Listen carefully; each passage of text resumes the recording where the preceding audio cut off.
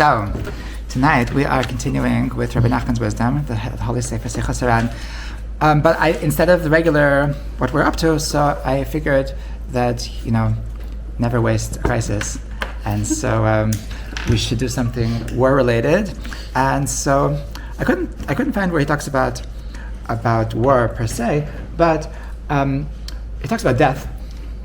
So I thought, let's talk about death. Yeah. I think that'll get interest in YouTube. People like to talk about death, and specifically, are we afraid to die? I think that's a good question to ask when we're in the bomb shelters, and we're perhaps running frantically to the bomb shelters, we'll talk about fear and anxiety in general, and fear and anxiety of death in particular, and so I'm going to start with the teaching in Sichos Haran, which is the book that we are doing, but just later on in the Sefer, Torah Nun Zayin, 57. So he writes like this: Mikaydim Siper, Shibirei Bachrusai Hayel Pachad Gadol Ma'od Ma'od Min Hamisa. When he was very young, when he was like our age. So I'm older than he was when he died. So when he was your age, so he had an extreme. He says Gadol Ma'od Ma'od. That's like very, very big. Pachad gadol ma'od ma'od min hamisa, from death. He was extremely afraid of death. So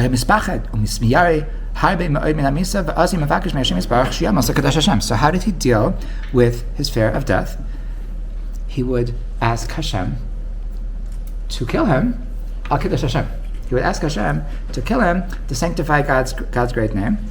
And he did this. He did this for a long amount of time. He doesn't remember for how long he would do this. Said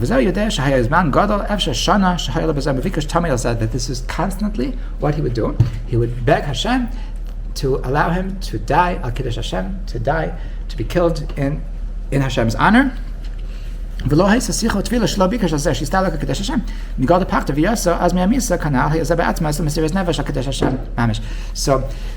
thought that because he was so afraid, so the best way to deal with his fear would be to ask Hashem to kill him. Not stamp stone. No, nobody wants to stamp die, but like to die. If you're going to die, like we're all going to die, so you want to die with a bang, right?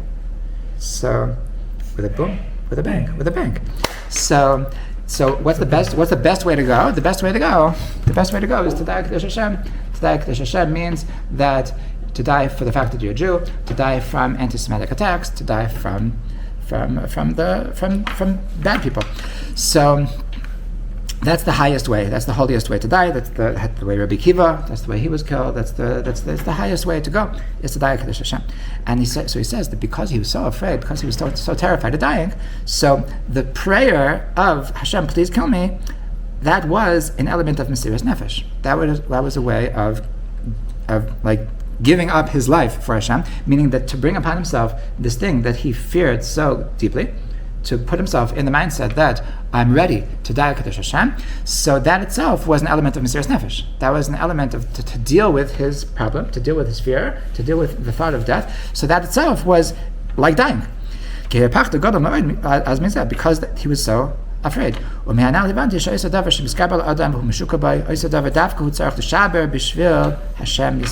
from this I learned, Rabbi Nachman was teaching us, that if a person has something that is very difficult for them, so then they need to go to the opposite extreme, and they need to force themselves to overcome that thing that they're struggling with, and the way to deal with it is to just run into it, just head on, just to face your problems and overcome them like that. Because this is your main avodah, this is your main mission in life. In other words, that if you see that something is bothering you more than it bothers other people, so it means that there's something about your soul that you're put down in this world for the purpose of dealing with that thing. That's why you can't just avoid it, you need to tackle it head on. Okay,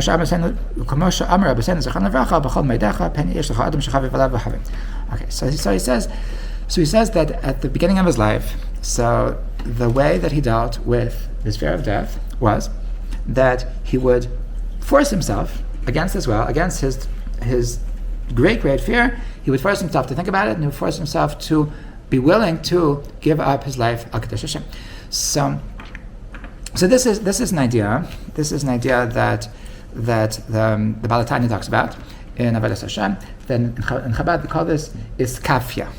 Iskafia means to force, from the word lekfot, kfiyah, kfiyah datit. So to force yourself, meaning against your will, that whenever you have a certain tendency to do the wrong thing, and it's bothering you that you want to do the wrong thing, so the way to deal with it is to simply force yourself to just do the opposite. Just to force yourself to go in the opposite.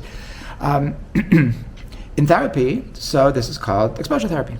Okay, this is called that it is something that you feel with, that you're afraid of. So you realize that it's not a healthy thing that you have this fear, and so the way to deal with it is to simply just force yourself to just push yourself into that thing that you are afraid of, whether you like it or not. Of course, there's different ways to do it. Some people do it like with microdoses, and you do it very, very slowly, or you can do it just jump in, just like literally jump in, and there's an expression, I forgot what country it is, the Scottish Navy, that they throw you in the water, and if you manage, then you manage. If you sink, then you don't manage. Then if you just throw yourself into the water and either sink or sail.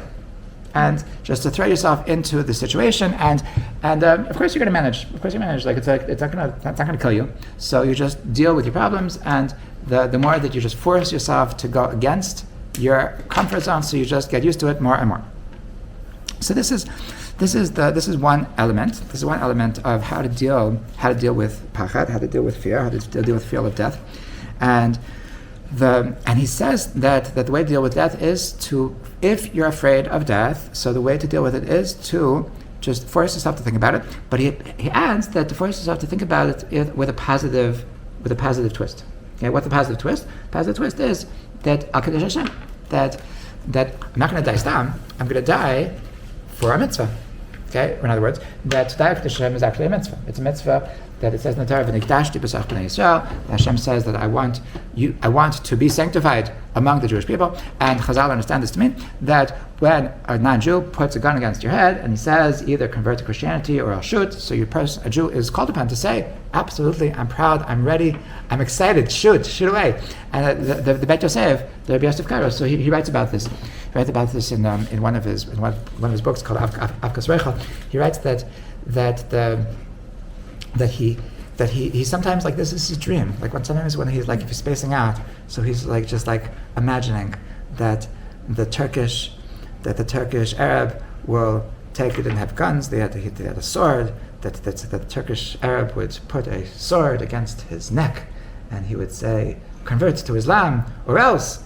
And the B'Yosef writes, and I would stick out my neck and say, here, I'm ready, it's all yours. And he was all excited, and this is something that excited him. So that is a mitzvah. It's a mitzvah to Al Kadesh Hashem, and so basically the first way that the Rabbi Nachman dealt with his fear is that to force himself through kfiyah, through exposure. Number two, to put a positive twist to it.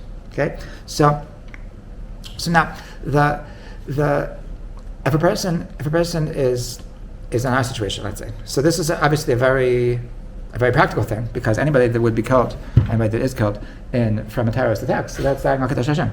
Okay? So it says in the Gemara that anybody that dies that's killed al Kadesh Hashem, so ein kol beria yochal lama b'mechisasai, that even the angels, they can't, there's a very, very VIP section, even WhatsApp status influencers can't get into this VIP special place in Shemayim, that only people that die al Kadesh Hashem, that even tzaddikim, even people that learn 20 hours a day, so they can't go into the special chamber of the people that die al Kadesh Hashem. So the person has to know that even that it's a good way to go. There's nothing to I'm not saying that this chas v'shalom, that the person should take this into account, that therefore not to be careful, not to go into a miklat or something, but there's nothing. But death is not something to be afraid about, because if you're going to die because of a terrorist attack, so then you're in a good place. You're in a really, really good place. So the same is obviously true with any soldier. that anybody that dies that's in combat for protecting the Jewish people. So that's obviously also dying al Kiddush Hashem. So there's a positivity, there's a silver lining to this death. So there's something the beauty about the mitzvah of the death, so that takes away the fact that we're afraid. Okay, the fact that takes away the fact that we're afraid. Now, it appears that Rabbi Nachman, he matured in his view towards death over the course of his life, because in the Likutei Moharan, this is Sichos Haran, he's saying that this is what he was saying when he was a kid, and in the Likutei Moharan, so he talks about it again, and this time, so he has a different take. Labiyut. He says like this. He says this. I'm reading in Torah Chaf Aleph, in paragraph 11. So he writes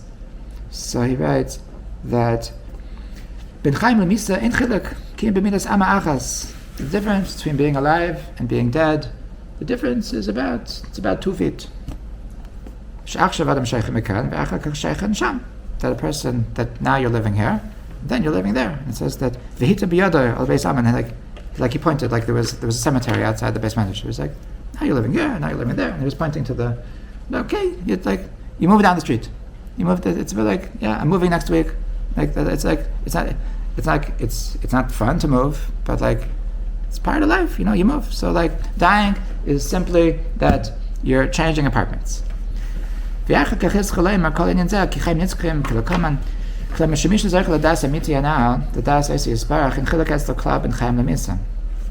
person that really knows Hashem, so then there's actually no difference between being alive and being dead. That if you're really close to Hashem, so then when you're alive, so then you're feeling close to Hashem in a way of being alive. And you're living here, and you're experiencing life with a physical way. So this is another way that a person is able to overcome the fear of death, in the fact that to say, okay, so what? So what did I do? Like there's nothing. I'm just changing my apartment. Okay, and over here I think he's addressing a more it's a more integral, a more inherent way of dealing with the fear, because it addresses the reason why we're afraid of death. Okay, now I should open by saying that the fact that we're afraid to die is a wonderful thing. It's an amazing thing. A person, if we wouldn't be afraid to die, then we would probably die. Like that. In fact, fear in general is a wonderful thing that Hashem put into the world, because if we wouldn't have fear, that we wouldn't separate ourselves from dangerous situations. And like, there's a reason why Hashem put in us that we should be afraid of wild animals, of terrorists, of murderers, of thieves, of like all dangerous people and dangerous situations and heights and the concept of fear is actually a very healthy thing. The concept of fear is something that actually saves us, protects us, and if it wouldn't be for the fear, so then we would probably get hurt much more often than as it is.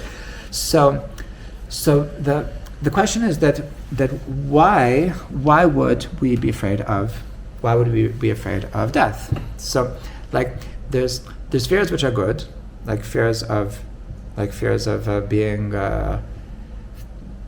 alone with a murderer. There's fears of being alone in a dangerous place where you know that there are dangerous people that come out at night, and there's a fear of being alone in the forest where you know that there's wild animals, and there's good fears, and then there's irrational fears, right? The irrational fears, that's like people who are afraid of the dark, people who are afraid of afraid of being alone at all, people afraid of spiders, people afraid of closed rooms, people like those are called phobias. Right? A phobia means an irrational fear, like something that doesn't have grounding. So that's why I don't understand why they call it Islamophobia. It's pretty rational fear. Yeah, l'chaim. So now when we come to death, when we come to being afraid of death, so what is the fear? What is the fear of death? Is there something dangerous? Is there something dangerous about being dead? Or maybe it's not so bad, So I think obviously the reason why we're afraid of death is because we look at death as an end. We look at death as an end, and because it's an end, so then we don't want to stop what we're doing, right? So if actually death is only a beginning, so then it's not so scary. It's just like Rabbi Nachman is saying. It's okay. Now I'm living here. Now then I'm living there. It's just a transition. It's really nothing. It's not the end of anything.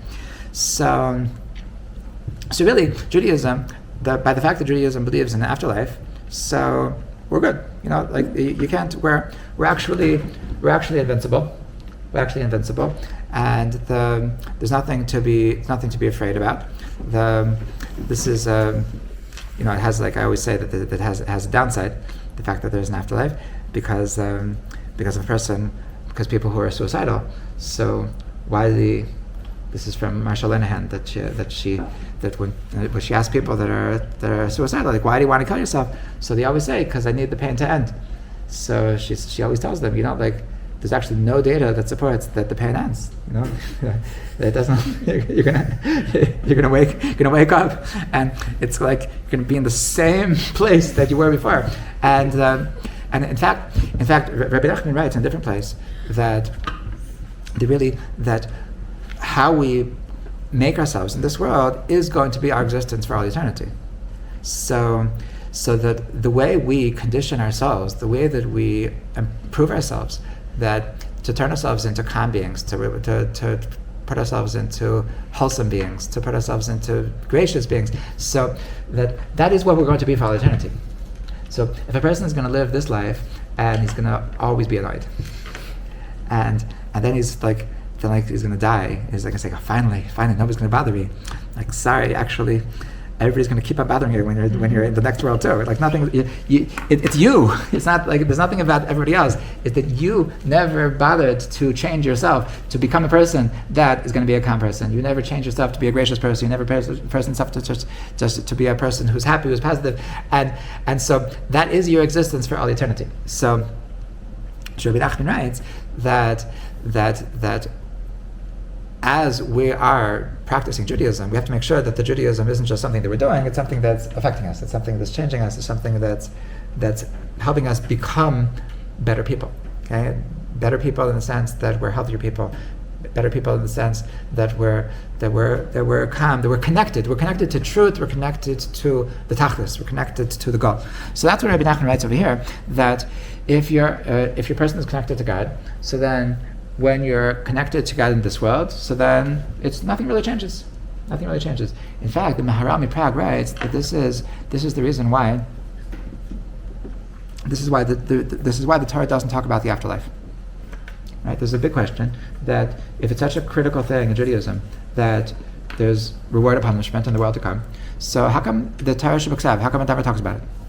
Right? It's a big question. So the Haran Prague writes in the introduction to Gevuras Hashem. So he says that really the Torah talks about the point, and he doesn't talk about the result.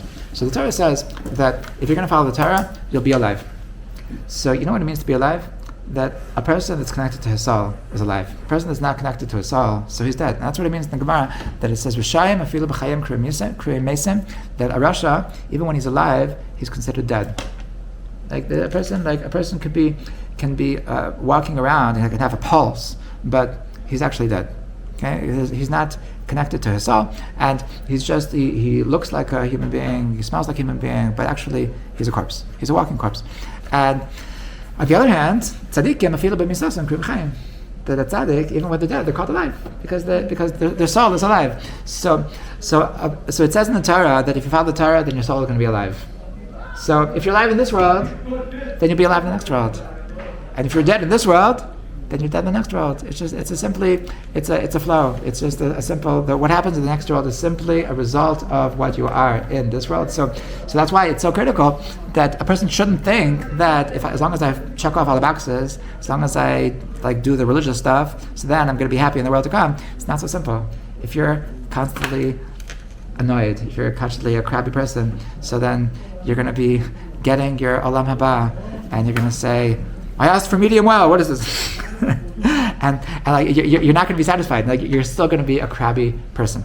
So now, this is the deeper way for a person to escape the fear of death is for a person to understand that really this is just the beginning, and there's, because my soul is alive, so I'm actually invincible, and nothing, like things will change, but like this is no end. The fear was that this is the end, and the truth is that there is no end.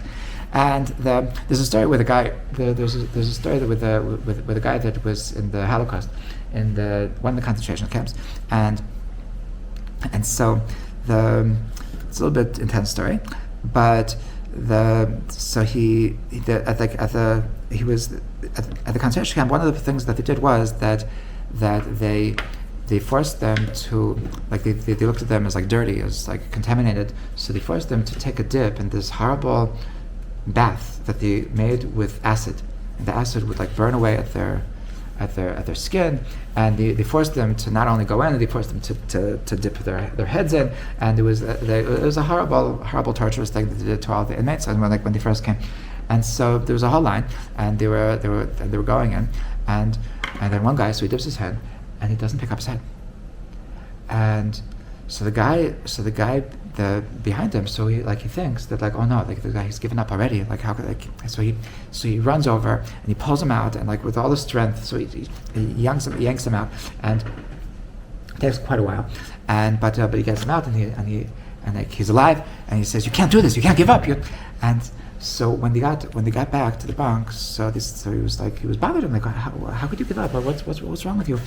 And so he said, I want to tell you something. I didn't give up. It wasn't. You completely misread the situation. Let me tell you what happened. I got to the concentration camp, and the first thing they did was that they took away my luggage. They took away all the, like, they lied. They said we're just like relocating. They all packed up their expensive things. So the first thing is they took all my belongings. And I said, oh my gosh, now I have nothing. And then they went to the next room and they said, okay, everybody take off our clothing. And then I said, whoa, before I thought I had nothing, but now I really have nothing. And then they went to the next room and they shaved off all their hair. And he says, whoa, before I thought I had nothing, but now I really, really have nothing. And then they go to the next room and they take out their golden teeth. And he says, well, before I thought I really had nothing, but now I really, really have nothing. And then I think to myself, okay, at least I have my skin. And then they put me into this acid bath, and this acid is eating away at my skin. And then, in the middle of this bath, I put my head under, and then I think to myself, hold on a second, but I still have my neshama. They cannot touch my neshama. My neshama is so deep, it's so holy, it's so well hidden, that they can never taint it, they can never touch it, my soul is completely invincible, they can take away my body, but I have something, which is really the truest me, that is absolutely untouchable. And when I realized that, I just became so happy. I became so in the clouds that I lost my concept of time, and like I forgot to get up. It was just I was in that thought, and it was just a good thought. And that's why you saw that I wasn't bringing back. It was not chas v'shalom that I was giving up. It was just that I was just basking in the bliss of this beautiful thought that they can never touch me. So this idea that we have a neshama, an infinite neshama, an eternal neshama. So this is something that gives us a lot of support. There's a lot of comfort that there is nothing, that there is no end, there is no, and therefore, because there's no end, so death is actually not something to be afraid of. Okay? Interestingly, this concept of fear of death. This is something that shows up in Harry Potter. That's one of the themes that is spoken about. That she puts like the good guys against the bad guys. The bad guys, he's the guy named Voldemort, and so he is very afraid of death, and so in order to evade death, so he comes up with a scheme called Horcruxes. And Horcruxes is that if you divide your soul into enough small pieces, so then you don't die until all the little pieces get destroyed. So he would divide his soul into little pieces, and the thing is that because he divided his soul so many times, so he became a little bit less humane. So like he became a little bit dead every time. Like so he was all of our goodness and all of our vitality. It's all because of our souls. So he was walking around as a seventh of a soul. So he was like, basically he would rather be a micro soul, but be alive, than have to deal with death, because he was terrified. He was terrified of death, right? So on the other hand, so the good guys, that Harry Potter and Dumbledore, so they were not afraid of death, and they understood that nothing, there's nothing. The way to overcome death is by not being afraid of death. Now, it actually has some interesting ideas of what exactly happens after, like, but the base concept is very true. That is that it's a good trait to not be afraid of death, because it's simply moving. It's simply moving apartments, and that the fact that people are afraid of death is because they want to grab on for dear life with this world, because they don't think that there's anything else, and they're afraid of the unknown, and they would rather live less meaningful lives, but be alive, than to have to shorten their lives but live to the fullest. Okay? So a person that knows that dying is just a part of life, so he's going to live every single day to the fullest, and whatever happens, happens. And this is like, I'm not going to allow my fear of death to allow me to compromise my values, to not do the things that I would like to do. So now, there's a story in Rabbi Nachman, that in Sichos, it's called the story of the Melech Shegazar Shmad, that the king that decreed conversion. And so there's a part of the story that Rabbi Nachman talks about dealing with fears. He talks about dealing with fears over there. And there is a certain king that is afraid. He's afraid of death specifically, because he has some dream that he's going to be killed by a certain thing, and so he's full of anxiety. And then there's a wise person that tells him that I have a tradition from my ancestors that there's a way to alleviate all your fears. There's a way to alleviate all your fears. So what's the way to alleviate all of your fears? So there's a certain place that the sun, it has a different path. It has 365 different paths where the sun shines. But there's one place that every single one of the 365 paths of the sun, so wherever the sun is going, it's always going to shine there. So if you find that place that is completely, constantly under the jurisdiction of the shine of the sun, if you go there, then there's an iron rod, a shevet barzel. And if you find that shevet barzel, so then if you look at that shevet barzel, then all of your fears fall away. All of your fears melt away. So what is Rabbi Nachman? What is Rabbi Nachman trying to say? There's a way, he's teaching us how to get rid of all our fears, and the way is to find the place which is all-encompassing with the sun, and then where the sun goes, there's a iron rod. So the Rabbi Nachman explains elsewhere in the Likutei Moharan that the sun is a metaphor for intellect. The sun is the seichel. Shemesh is the seichel, and that is because your intellect, so it gives you light. Your intellect, it lightens up the path. It tells you what to do. If it wouldn't be for intellect, then we would just be lost. Everything would just be like just going in the dark. And it's because of our intellect that we have direction, that we know how to move in life. Okay, so if we have a place that is constantly under the shine of the sun, that means that to have a place that we are constantly following our intellect, we're constantly following our seichel, and so that is the first step. That is the first step. And once we follow our seichel, once we're totally in tune with our seichel, once we're totally in tune with our intellect, then there's an ayin rad. So what's the ayin rad? So Rabbi Nachman, in this terms of ayin rad, so he explains himself that he was referring to a verse in Sefer Tehillim. That it says in Tehillim Parak Beis. So it says Tirayim b'shevet barzel. That he's talking about the evil kings of the world. Lamarok sha'amim, that all of the nations of the world, they're trying to destroy the Jewish people. So they're going to scheme against the Jewish people, against the Mashiach. They're trying to destroy us. So, and David HaMelech says to Hashem, "Tiroyim b'shevet barzel." You should destroy them with the shevet barzel.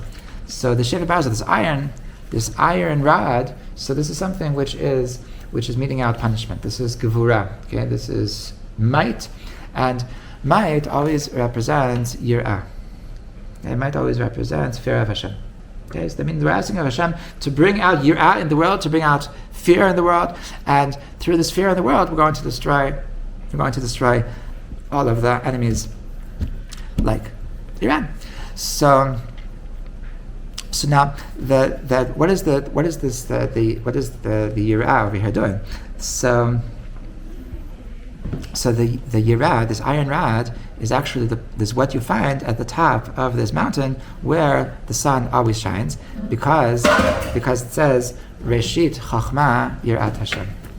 And the pasuk says the Reshit Chachma Yirat Hashem, that the source of all intellect, the source of all wisdom is Yirat. Okay, what does that mean?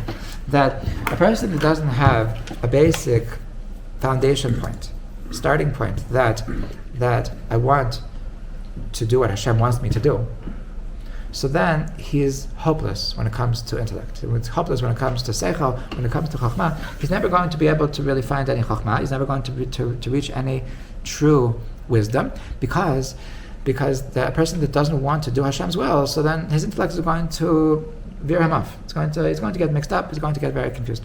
So Reshit Chachma Yiras Hashem means that the only way to truly come to wisdom is only if your starting point is a place that I actually want to do what Hashem wants.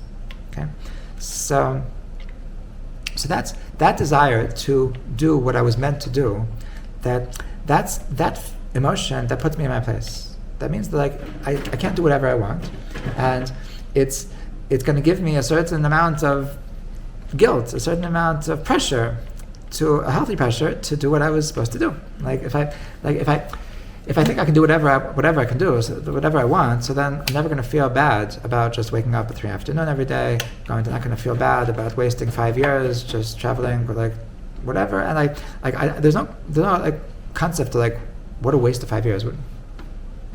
I wasn't supposed to do anything else, so I didn't waste any 5 years. I did whatever I wanted to do. So the concept of Yiras Hashem is that to understand that I actually have a mission in this world, because I have a mission, so that I have to live up to that standard. I have to live up to what I was meant to do. So through that understanding that there is something that I was meant to do, that can bring me to chachma, that can bring me to true wisdom, true intellect, and true seichel. That's what Rabbi Nachman means, that at the top of the mountain where the sun is always shining, that's where I find the iron rod, which represents Yirat Hashem, which represents the fear of Hashem. But the problem is that it seems so counterintuitive. Why on earth is this rod, which represents Yirat Hashem, why is this the thing that alleviates a person's fears? I'm trying to get rid of my fears. You're giving me more fears. You're giving me more.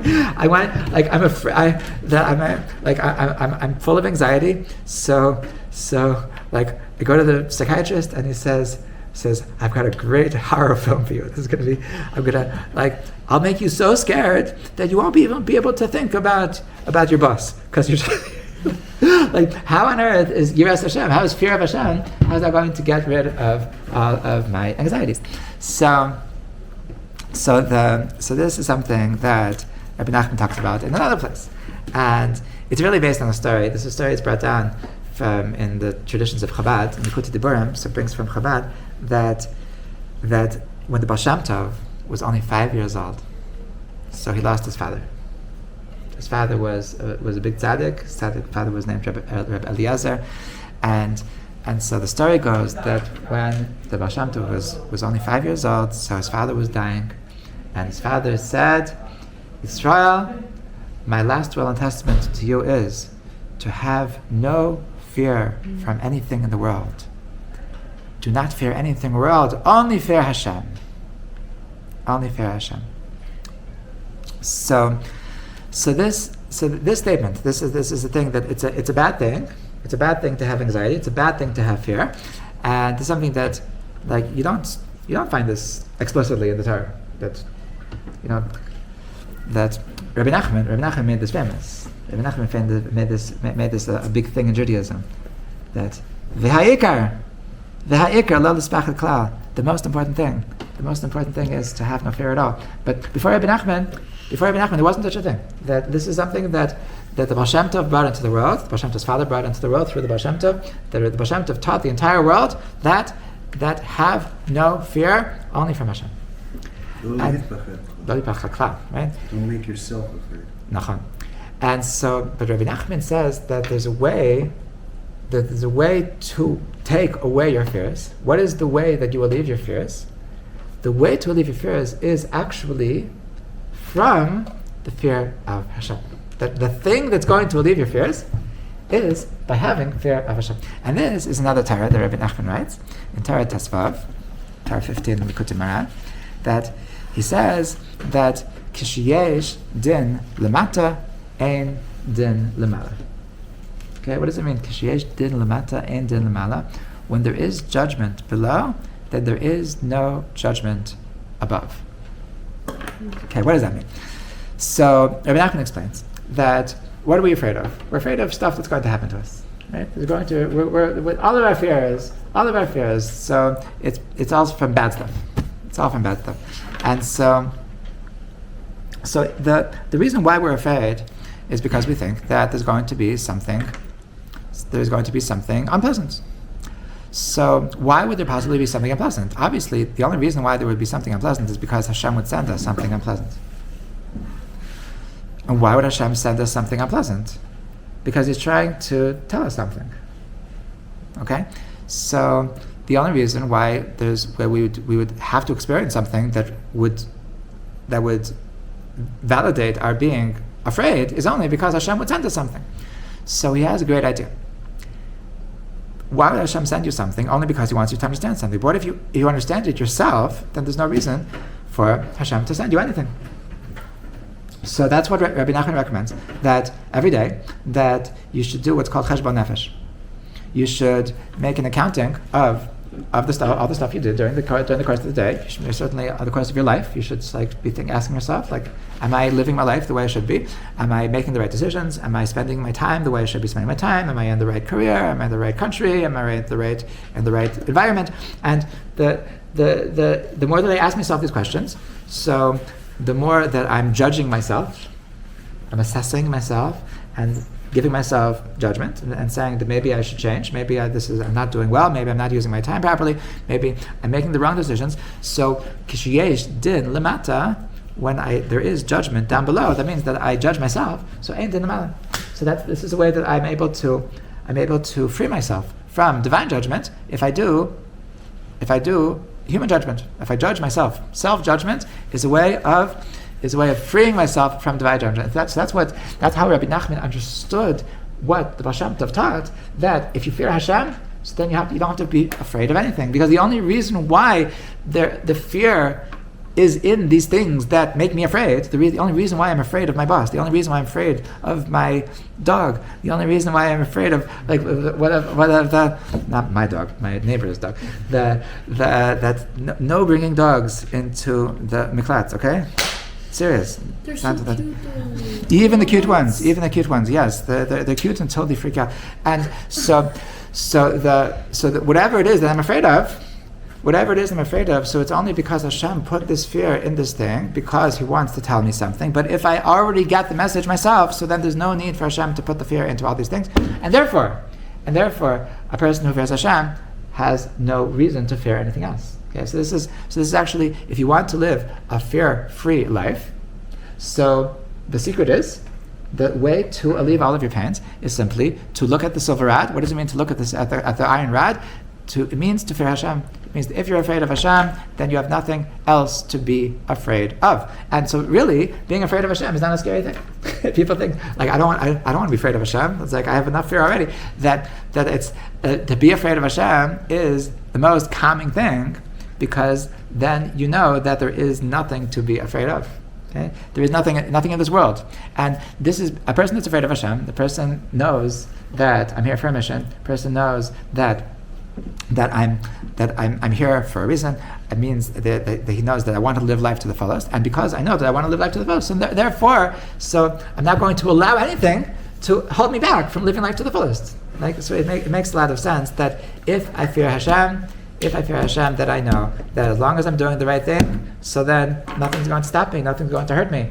Of course, once again, this doesn't mean that you can make stupid decisions. This doesn't mean that as long as I'm following, keeping Shabbos, so that means Hashem will never kill me with a rocket. No, it doesn't mean like that. Like, you also, of course, everybody has to take care of themselves. Everybody has to take precautions. But it doesn't. But a person that knows that I'm doing what I'm supposed to be doing in life, so that nothing can take me away from what I'm doing. Nothing can stop me, because Hashem is not going to send anything that's actually going to hurt me. Now, I think that a big thing. I think that a big thing regarding fear, specifically with fear of death, but really with everything, is that, and this is another element of what it means that if you fear Hashem, then you have no fear of anything, is that a lot of times the fear that we have is actually not a fear of the thing, but it's actually a fear of the fear. Now, what do I mean? What does it mean that we have fear? We have a fear of a fear. So, let's say that I have a test, and this test means something in my life.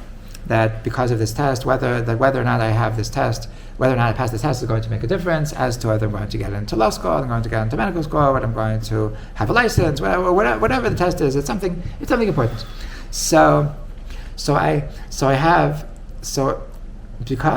because there's something possible, there's a possibility that I'm going to have a discomfort as a result of this test, meaning I might fail this test. So the possibility of failure is something that I'm scared of, and it's because I don't like the feeling of that the failure is going to cause me. So I'm afraid of that, so then I'm causing myself anxiety before the test. Okay, and so really, so the anxiety before the test, I'm not anxious now because of the feeling of having to take the test again, or whatever it is, or because I might get fired, or right now it's because I don't want to think about the fear of the pain, so that's why I'm freaking out. Okay, so now how would I? So what's the smart way to get rid of the pain? The way to get rid of the pain is simply to only be afraid of the thing itself, and not be afraid of the fear of the thing itself. Right? Meaning that if I'm only afraid of, let's say for our purposes, dying, if I'm only afraid of dying, so then I have to deal with the repercussions of dying.